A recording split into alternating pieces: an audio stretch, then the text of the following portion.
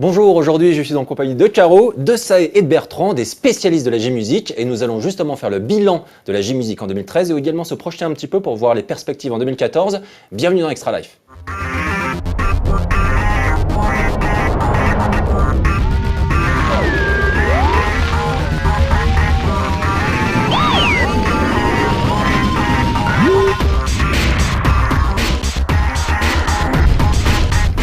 Alors déjà, on va commencer par vous demander un petit peu quel est votre parcours exactement dans la J-Musique, qu'est-ce que vous faites exactement. On va commencer par toi, Sae.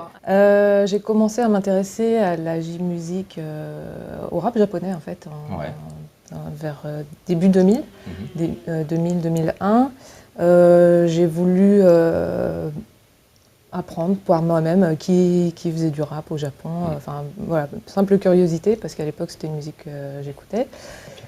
Et bon, les choses ont fait qu'au final, en 2005, j'ai monté mon propre label. Je vous la fais courte, sinon on en a pour un moment. Et j'ai décidé de sortir un CD de MOOC. Et on les a fait venir en concert. Donc ça, c'était ma première expérience de concert. On travaillait à l'époque avec l'association Nosphère. Je ne sais pas si tu te souviens. C'était il y a longtemps, ouais. Après, en 2008, j'ai commencé à travailler pour Japan Expo. Là, j'avais un nouvel outil, entre guillemets, pour développer la musique japonaise, puisque je me suis occupée du live house, entre autres, parce que je m'occupais de toutes les relations avec le Japon, en tout cas les 2 premières années. Après, je m'occupais plus spécifiquement de la programmation. Et en mai dernier, j'ai quitté Japan Expo pour me lancer dans de nouvelles aventures. Et maintenant, en fait, je fais du consulting et je travaille avec tout type de structure qui veut soit se développer au Japon, soit se développer en France. Et donc, j'ai été amenée à travailler sur Tokyo Crazy Kawaii. Ok. Voilà. On en parlera dans l'émission. Et toi, Bertrand? Alors, je crois que tu n'as pas commencé spécifiquement dans la J-Musique. Tu t'es intéressé à d'autres styles auparavant et tu as commencé ton métier en tant que tourneur. Est-ce que c'est exact? Tout à fait. En fait, donc moi, je suis producteur, tourneur depuis 15 ans. 16 ans exactement. J'ai commencé quand j'étais à la fac. Et en fait, je viens des musiques rock. Donc rock and roll, punk rock, garage, etc. J'ai tourné et j'ai fait tourner des groupes américains, australiens, anglais pendant des années.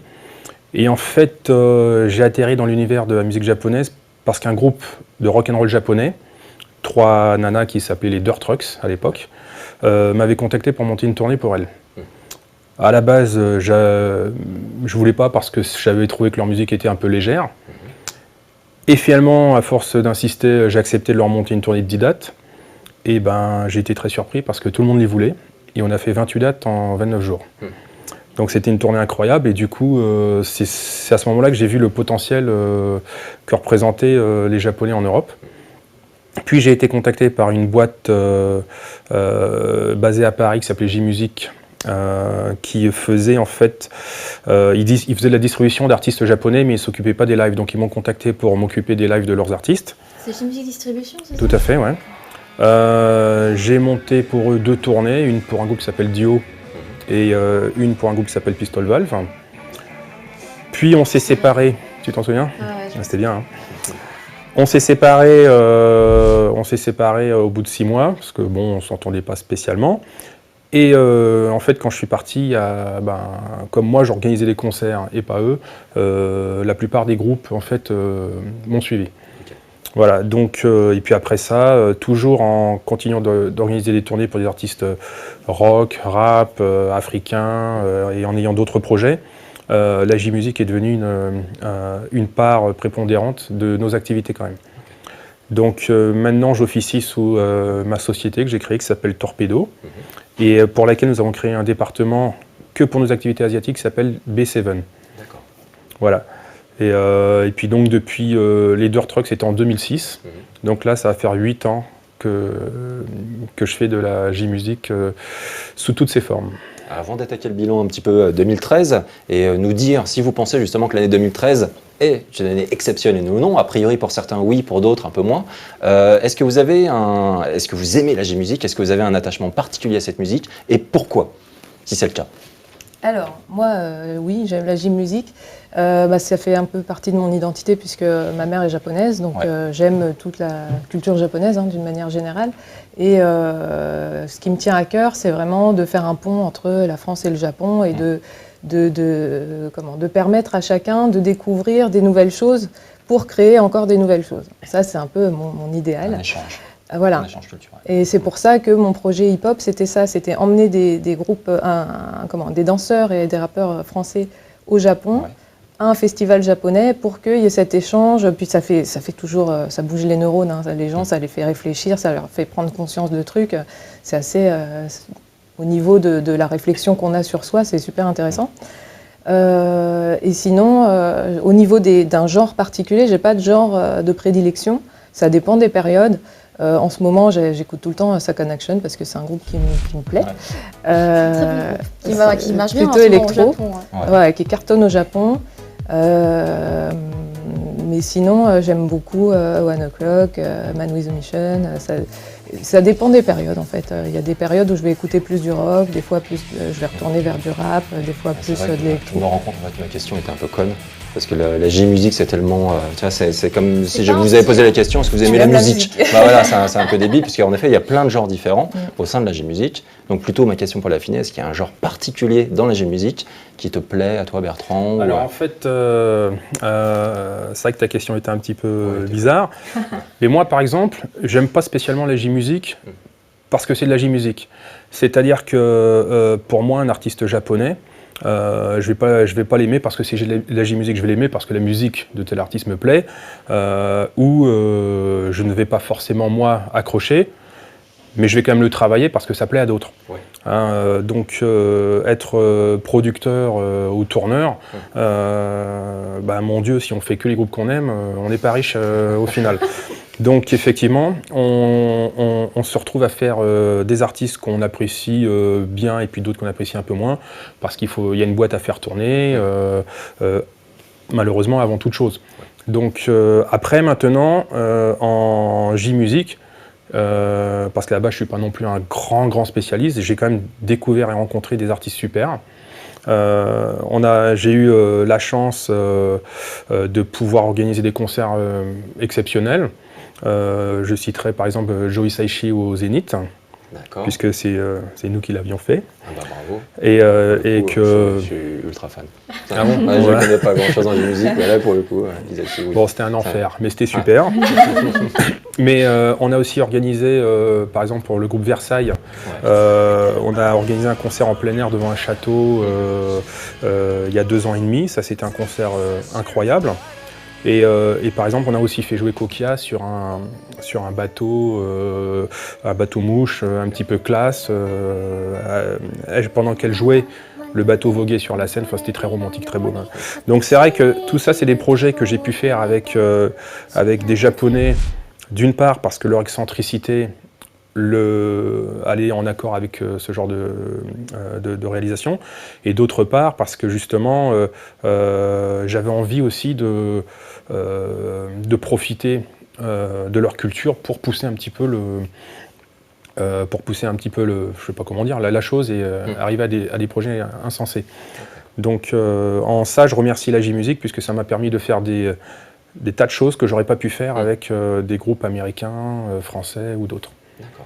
Voilà. Je reviens sur le côté événement exceptionnel dont Bertrand parle. C'est vrai que quand on bosse avec des artistes, finalement, c'est pas tant pour leur musique, c'est plus pour la créativité qu'on va pouvoir en tirer en tant que tourneur pour Bertrand, pour, je sais pas, les diverses casquettes que j'ai pu avoir, mais par exemple, c'est pas un musicien, mais faire un concert à Urasawa, Naoki Urasawa, le mangaka, avec...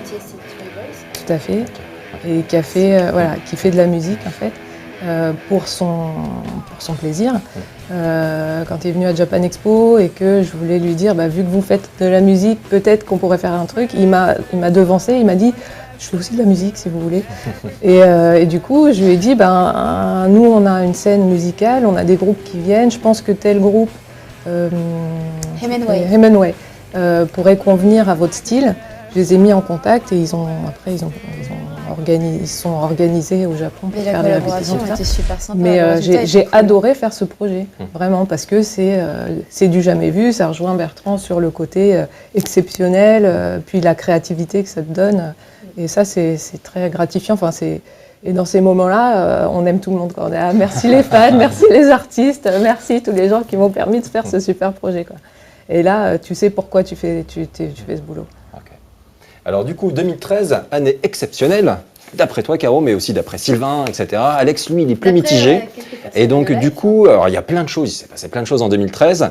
Et donc, alors déjà, il y a beaucoup de concerts qui ont été organisés, mais également, il y a une grande qualité, c'est-à-dire il y a des tas d'artistes, des gros artistes qui se sont produits pour la première fois en France, et donc qui ont rempli des salles. J'ai un petit exemple, par exemple, c'est One O'Clock, qui a épuisé, les ventes ont été épuisées en 2 minutes sur la réservation des places. Ensuite, juste derrière, il y a une deuxième date, et bing, même chose, épuisée très rapidement. Des fois où, vanité à part, je nous attribue beaucoup de mérite parce qu'on prend des artistes et puis on arrive à les hisser quelque part. Autant c'est vrai qu'il faut rendre à César ce qui appartient à César. One Ok Rock, c'était du pain béni et les mecs, ils méritent vraiment tout ce qu'ils font, quoi. Ils sont super sympas, ils sont super ouverts. C'était un plaisir de préparer cette tournée, de préparer ces dates, de travailler avec eux. Et donc, le fait qu'ils fassent complet, qu'ils fassent plaisir à leurs fans, qu'ils soient aussi gentils, qu'ils acceptent d'être pris en photo dans la rue avec des fans, c'est quasiment du jamais vu à ce niveau-là. Tout ça, c'est que du bonheur. One Ok Rock, c'est un groupe hors du commun et fantastique. Est-ce que tu vois d'autres concerts exceptionnels en 2013? Parce qu'après, il y en a vraiment eu beaucoup. Les très gros noms, genre les Perfumes. Ouais. Il y a eu, attendez, j'ai ma petite liste. Kelly Pamiu Pamiu, c'était en début d'année dernière. C'est un très gros artiste, un très gros nom qui avait d'abord été à Japan Expo l'année d'avant, je crois. Ouais, en juillet de l'année d'avant. Voilà, je pense que son retour est peut-être un petit peu rapide pour le coup, mais c'est un très gros nom, donc voilà, c'est waouh, Kelly Pamiu Pamiu, elle explose au Japon. Sinon, on avait eu aussi Asian Kung Fu Generation. Gazette, mais ça c'était encore juste après. C'était en septembre. C'était en septembre, c'est ça. Gazette aussi. Alors Gazette, les places elles sont parties en une demi-heure. Ouais. C'est pareil. J'ai pas compris parce que je trouvais que les places elles étaient un peu chères. Et en fait, on était plusieurs à se le dire en fait, voilà. Et du coup, on s'était dit, ça va, on n'est pas pressé. Et en fait, en une demi-heure, il n'y avait plus rien. Ouais, là, pour le coup, c'est vraiment un savant dosage de est-ce qu'ils sont déjà venus? Quand est-ce qu'ils sont venus la dernière fois? Tu parlais de Kelly Pamiu Pamiu, où effectivement il y avait, elle était venue en juillet, juste et elle est revenue en 6 mois février. après, quoi, quasiment. Donc c'est effectivement, je pense que c'était un peu court. Gazette, ils étaient très attendus. Ça faisait 3-4 ans, je crois. Plus que ça. Plus que ça. Hein. Au moins 5 ans. Ouais. Wow, Et ça fait partie des groupes. Tout à l'heure, tu parlais de One O'Clock, où effectivement, moi, je les ai découverts sur No Life. J'avais essayé d'obtenir les droits quand j'avais un label. Enfin, on était tous dessus. Hein. Et puis, le temps passait. Et puis voilà, après, Bertrand a réussi à organiser une tournée. The Gazette, c'était un peu pareil. Ils étaient venus une première fois. Je ne sais pas trop comment ça s'est passé, mais après, ils ont privilégié leur Vous avez même dit qu'ils ne reviendraient jamais. Hein. Ah bon? Ah ouais. Dans leur message de fin, quand ils disent on reviendra, c'est des mensonges? Bah, ils ont dit ça sur la dernière année. Tout le temps. Mais à l'époque, quand ils étaient venus, on ne pensait pas les revoir ici. Et d'ailleurs, il y a toujours des groupes japonais qui n'ont toujours pas l'intention de venir en Europe pour l'instant.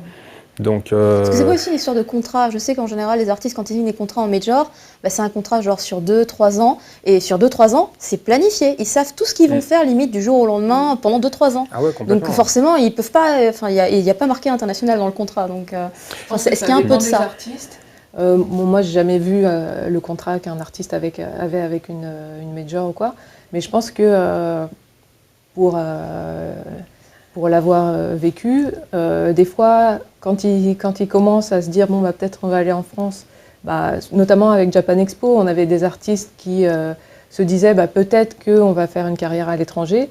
Donc ils venaient à Japan Expo pour tester, pour voir comment ça marchait. Et après, finalement, ils se disaient finalement, on se recentre sur notre carrière japonaise et asiatique parce que c'est plus près, et puis on sera aux autres pays après. C'est des choix. Hein. Mais Est-ce que c'est culturel? Parce que moi j'imagine quand tu montes un groupe, une des raisons derrière c'est de toucher le plus grand monde possible, c'est de voyager. Et donc du coup, Ça c'est un dépend vraiment des aboutissement de artistes. sortir de son pays pour aller voir des fans d'un autre pays qui parlent une autre langue, qui chantent tes paroles, ou qui parfois essayent simplement. Ça doit être un truc fabuleux. En fait, quoi. au Japon, il y a deux genres de groupes. Il y a ceux qui se montent et qui se gèrent eux-mêmes. Donc eux, ils ont faim. En général, ils n'ont pas trop de moyens et puis ils ont envie que ça marche. Ils sont prêts à voyager, à faire des efforts. Et puis tu as des groupes qui se forment, qui signent sur un label ou chez un producteur. Et généralement, c'est le label et le producteur qui deviennent les patrons du groupe. C'est-à-dire que le groupe, en fait, fait un petit peu ce qu'on lui dit, va jouer, on lui dit d'aller jouer. Complètement, ouais. Bon, c'est pas des choses que les gens savent forcément, mais bon, aujourd'hui, je considère que les gens ne sont plus bêtes. Tout le monde s'intéresse à tout, ouais. voilà. Mais il y a beaucoup par exemple, certains groupes japonais, si leur rêve c'est d'aller jouer aux États-Unis ou en Amérique latine, et que le manager a décidé que non, tout le monde reste à la maison. D'accord. Et on a plein de groupes qui rêvent de venir jouer en Europe, qui nous le disent clairement. Puis ça se fait pas, ou ça se fait dans 4 ans, parce qu'ils privilégient leur marché, qui est leur priorité de toute façon. Okay. Parce que ça marche de toute façon déjà très très bien pour eux là-bas Ah ouais, bien sûr. en général. En général. Globalement, ça se passe comment les relations avec le Japon? Est-ce que c'est complexe? Est-ce que c'est plus complexe qu'avec des groupes qui viennent des États-Unis ou d'Angleterre, je ne sais où, d'Europe? Est-ce qu'il y a une méthode? Est-ce qu'il y a des choses à savoir? Est-ce que vous avez des anecdotes peut-être un petit peu là-dessus? Est-ce que c'est vraiment différent? Oui, c'est quand même assez différent parce que déjà, la première des choses, c'est que tu travailles bien avec des Japonais quand ils te connaissent bien. Oui. C'est-à-dire, c'est plus facile après 7 ans, quand tu fais 7-8 tournées par an, d'avoir des contacts avec des Japonais parce qu'ils te connaissent, ils ont pu surveiller ce que tu fais, etc. Ça et en plus parle japonais, ce qui facilite les choses. Nous, dans notre société, on a la chance d'avoir une administratrice qui parle japonais et qui nous a déjà sauvé la mise sur plusieurs projets. Tout ça, c'est des plus. Après, effectivement, c'est une fois que par contre qu'on a cette confiance qui s'est installée, les choses deviennent un peu plus simples. Malgré tout, il y a des différences culturelles qui font que il faut s'adapter, il faut que partout où on aille, dans toutes les salles, on prévienne les techniciens, les gens que ça se passe aujourd'hui chez toi, dans ta salle, c'est pas chez toi. Ouais. Aujourd'hui, tu es au Japon et tu fais comme on fait là-bas, voilà, si possible. Bien entendu, ça arrive jamais comme ça à 100%. Mais voilà, il faut vraiment, c'est notre rôle d'être l'intermédiaire entre les Japonais et nous. Puis d'avoir des anecdotes, il y en a plein. Et c'est vrai que souvent, en fait, moi, dans mon travail de tous les jours, pas que dans la musique, mais quand je travaille entre une structure japonaise et une structure française, je passe beaucoup de temps à essayer de joindre les deux bouts, tu vois, expliquer aux uns et aux autres la réaction de l'autre interlocuteur, voilà, c'est ça. Pour que chacun comprenne que c'est pas une agression, c'est juste une manière de penser différente et qu'on arrive à obtenir le résultat attendu. Quoi. C'est vrai que travailler avec les Japonaises, c'est pas super évident, déjà de base. Mais toi, Bertrand, tu avais carrément essayé de t'attaquer un petit peu à un autre pays, c'était la Corée.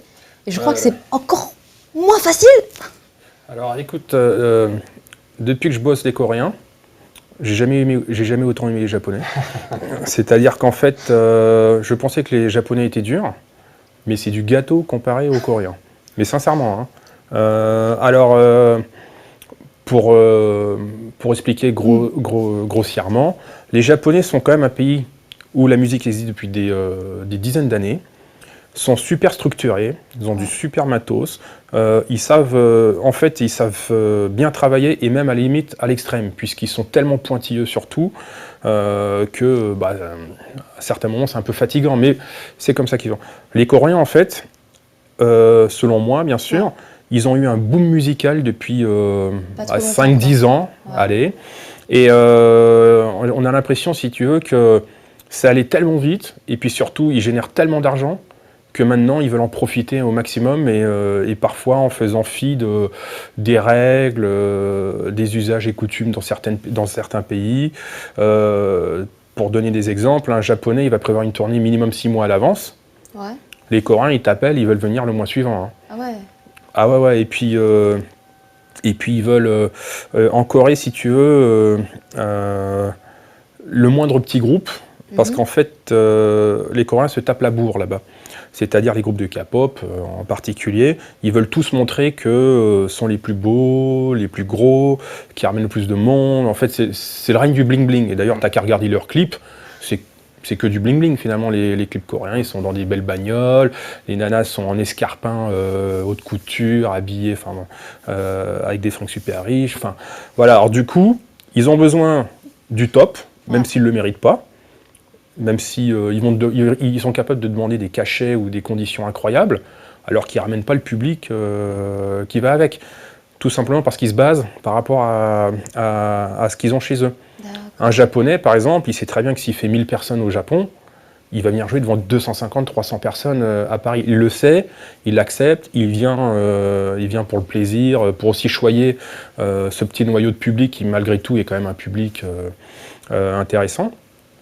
Que les Coréens, ils s'en foutent. Hein. Chez moi, je fais 5000 personnes, donc je veux jouer devant 5000 personnes et être payé. Donc voilà, c'est compliqué. En plus de ça, ils n'ont aucun respect de la législation.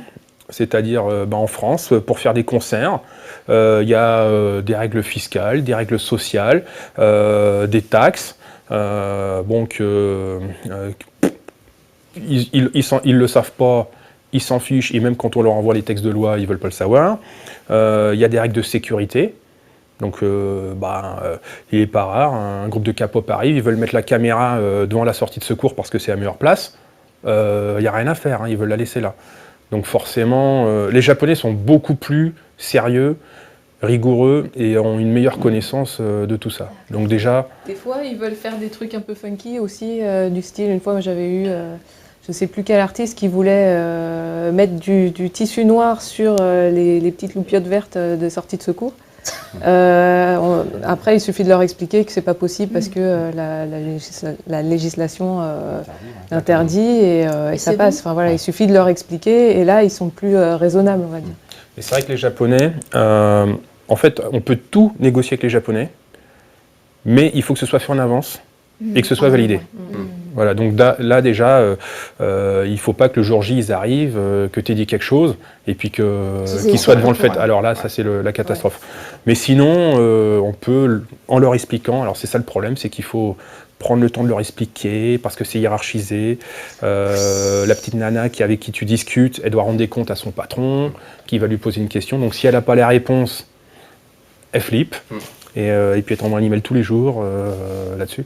Enfin donc voilà, mais une fois qu'on sait comment ça fonctionne, finalement c'est pas si compliqué. Et moi j'ai maintenant des groupes japonais qui viennent et qui nous disent « Mais c'est incroyable, comment vous saviez qu'on allait vous poser cette question ?» Bon, peut-être parce que tous les groupes japonais nous la posent, donc maintenant on prend les devants, quoi. Donc année 2013, exceptionnelle, donc parce qu'il y a plein de concerts, mais il y a eu également pas mal de salons et de conventions qui ont été consacrés pas mal également à la G-Music. Donc on a eu le Japan Expo comme tous les ans, il y a eu aussi les 20 ans de cartoonistes dans un domaine un peu plus particulier, donc avec des gens qui... Senseiya, Kageyama Hironobu qui fait tous les Dragon Ball et pas que, et aussi le chanteur qui a fait pas mal de Senseiya. De Sentai. De Sentai, merci. Et on a aussi Tokyo Crazy Kawaii, donc qui était une convention Kawaii, une convention organisée par les Japonais avec toi. Voilà. Et donc il y avait beaucoup d'artistes également présents. Donc est-ce que tu peux nous parler brièvement un petit peu de cette expérience précise? Oui, bien sûr. Après, il y avait une vraie fierté du côté, genre le Japan Expo, c'est des organisateurs français. Là, vraiment, c'est les Japonais qui ont pris un petit peu les commandes de l'événement et qui ont... C'était le Japon qui s'est déplacé, genre une partie du Japon s'est déplacée comme ça sur Paris. Alors en fait, c'est vraiment un événement organisé par une société japonaise qui s'appelle EETJ, avec Nous Productions, avant de travailler avec moi, puisque moi j'ai rejoint l'équipe en juin. Ouais. Donc au début, c'était vraiment EETJ et Nous Productions.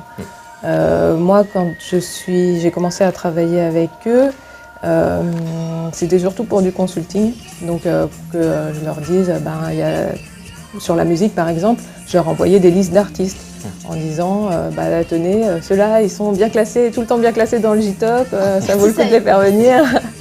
Ouais, parce que je considère que le J-Top, c'est quand même un bon baromètre qui a fait ses preuves. Et moi, je soutiens aussi No Life depuis le début. Alex m'a donné quelques chiffres. Donc, depuis le début de No Life, on a diffusé 12 160 heures de musique japonaise, soit 1 an et 147 jours. Et on a actuellement 2880 clips dans la base de données. Je confirme ce chiffre. On a commencé avec 60 des clips. Donc voilà, on en parle beaucoup. Et donc du coup, ce salon, ça s'est bien passé ? Oui, ça s'est bien passé. Alors au niveau de la programmation musicale, tout était géré par la structure japonaise qui allait contacter le management et dealer avec eux les conditions de la venue des artistes. Nous, production, s'occupait de la mise en place de la scène. Donc nous, prod, c'est quand même... je ne sais plus combien de concerts par mois, par an. Enfin, c'est vraiment leur activité principale, quoi. Donc ça se ressentait, je trouve. Et finalement, la partie musique, et chez ETJ et chez nous prod, c'était le plus facile puisque c'était dans leurs habitudes.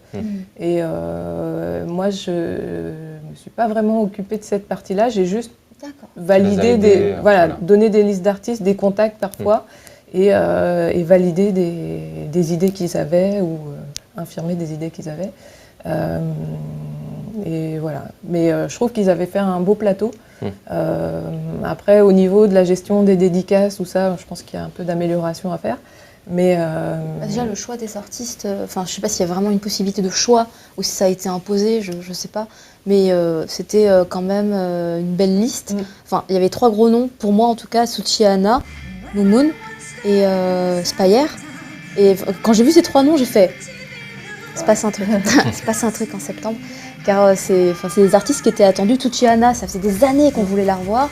Moon commence à exploser au J-Top, donc il y a une fanbase qui est en train de vraiment de grandir. Spire, je savais qu'il y avait les fangirls, je savais, mais elles ne veulent pas pour le J-Top. Mais du coup, voilà, je me suis dit, il se passe des trucs dans cette convention-là, et il y a des artistes qui arrivent. Et du coup, voilà, ça fait plaisir, tu vois, d'assister à des concerts comme ça aussi. Ouais, je sais. Moi, pour le coup, j'avais envoyé une liste, et je crois que pour ces artistes-là, spécifiquement, ils m'ont demandé ce que j'en pensais. Donc à chaque fois, j'étais à go, go, go. Allez-y.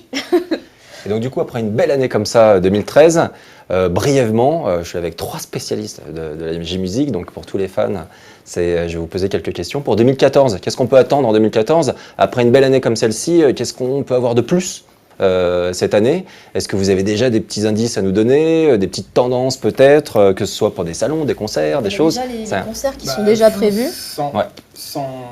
Sans donner d'indices, il n'y a qu'à suivre ce qui est déjà annoncé, quoi. Oui. Les 6 premiers mois de l'année 2014 sont déjà incroyables. Ouais. Alors, il n'y a pas vraiment de groupe nouveau, puisque quasiment tous ceux qui viennent sont déjà venus. Okay.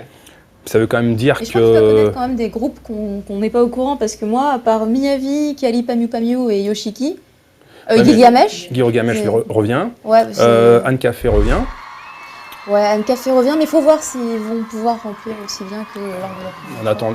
J'attends de voir. Bien sûr, mais en tout cas, ils reviennent.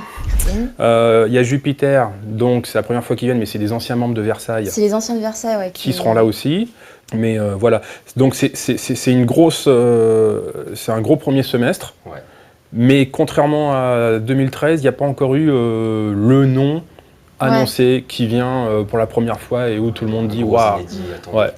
Pour moi, c'est surtout Kali qui revient et qui, avec des changements qui, à mon avis, vont faire leur différence. C'est que les places de concert sont beaucoup moins chères que l'année dernière. Et en fait, non, c'est la seule différence qui fera toute la différence. Oui, mais il y a aussi, à l'époque, c'était Sandy Chous, l'année dernière, qui travaillait sur la mise en place du concert parisien. Cette année, c'est Alias, qui avait déjà travaillé des artistes japonais il y a très longtemps. Je ne me souviens plus qui.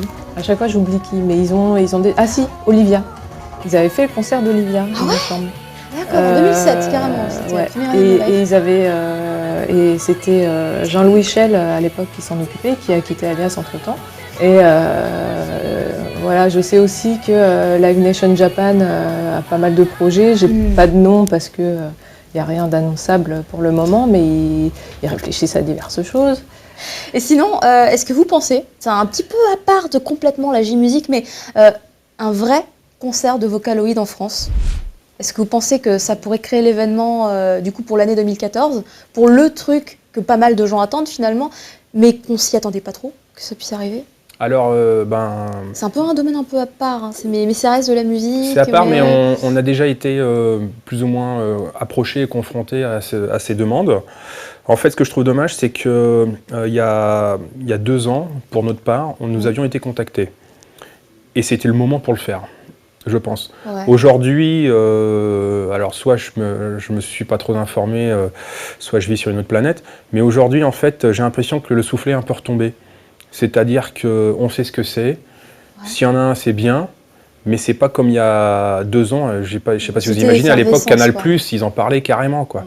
Donc c'était vraiment l'effervescence, c'était un truc incroyable. Là, je sais pas. Après, par contre, ce que je peux vous dire, c'est qu'il y a 2 ans, puisqu'on m'avait demandé de m'enseigner, on était sur des budgets où même un zénith complet, on perdait de l'argent. Ouais, c'est ce que faut je le savoir. Disais. Techniquement parlant, ça demande plein donc, de matos. Et sachant qu'il y a une boîte française qui a le matos pour le faire sans aller le chercher au Japon. Donc c'est-à-dire sans le fret, le transport et tout le tralala. Et malgré ça, on était sur des tarifs incroyables. Et d'ailleurs, il y a eu un concert aux États-Unis, je crois que c'est à Las Vegas, et malgré une salle de 5 ou 6 000 places complètes, peut-être Los Angeles, et je sais que malgré le fait que ce soit complet, il y avait eu des pertes d'argent. Pareil, on me les avait proposés pour Japan Expo. J'ai vu le budget, j'ai fait... C'est pas possible. Donc, à suivre. Ouais. On attend plein de surprises pour 2014. Donc de toute façon, on aura l'occasion d'en parler évidemment sur No Life. Je vous remercie énormément d'avoir participé à cette émission. J'espère que ça vous a plu, téléspectateurs qui suivaient la J-Music sur No Life. Et on se retrouve très bientôt pour un prochain Extra Life.